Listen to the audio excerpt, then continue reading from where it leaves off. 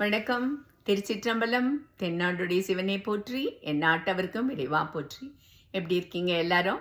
இந்த வழக்கம் போல திருநாவுக்கரசர் மற்றும் நாயன்மார்களினுடைய அந்த கதையானது தொடர்ந்து யூடியூபில் பதியேற்றம் செய்யப்பட்டுள்ளது. இப்பொழுது அதில் நாம் முக்கியமாக ஒன்றை பார்த்தோம். பஞ்சபூத ஸ்தலங்கள் என்று பஞ்சபூதங்களையும் ஒட்டி சிவனுக்கு கோவில்கள் உள்ளது என்பதை நாம் அறிவோம்.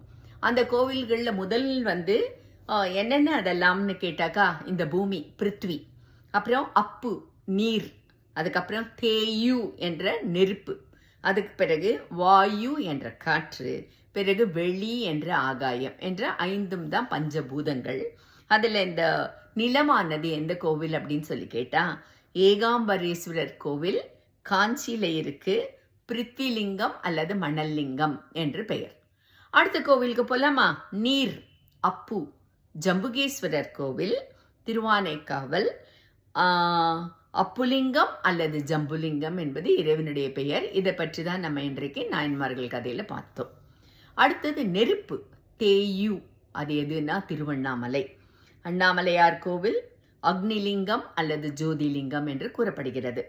அடுத்தது காற்று வாயு ஸ்ரீ காளஹஸ்தி கோவில், இது ஆந்திராவில் உள்ளது. அந்த காலத்துல நம்மளுடைய நாட்டுக்குள்ள தானே தென் மாவட்டத்துல எல்லாம் ஒன்றாக இருந்தது தான். இன்றைக்கு அது காளஹஸ்தி என்ற ஆந்திராவில் உள்ளது. வாயுலிங்கம் என்று பெயர். அடுத்தது ஆகாயம், அதாவது வெளி. இது ரொம்பவும் பிரசித்தி பெற்ற சிதம்பர நடராஜர் கோவிலில் உள்ளது. ஆகாசலிங்கம் என்ற அந்த இறைவனுடைய பெயர். இப்படியாக இந்த 5 கூட ஓரளவுக்கு நமக்கு பரிச்சயம் உண்டாகி இருக்கலாம். ஆனால் இன்னும் ஒரு 2 சொல்லலாம் நாம். ஒன்று திருநெல்வேலியில் இருக்கிறது, இன்னொன்று மதுரையில் இருக்கிறது. இதே 5 பஞ்சபூதங்களை ஒட்டிய ஸ்தலங்கள். அது மண்ணு சங்கரன் கோவில், அதான் பிருத்வி.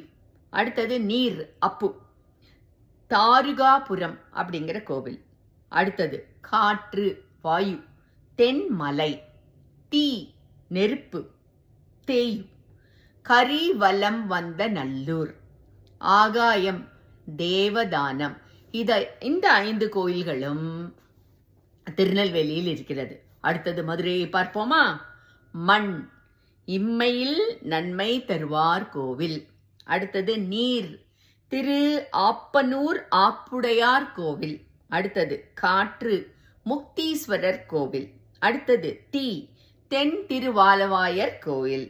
அடுத்தது ஆகாயம் பழைய சொக்கநாதர் அல்லது ஆதி சொக்கநாதர் கோவில். இது 5 மதுரையில் உள்ள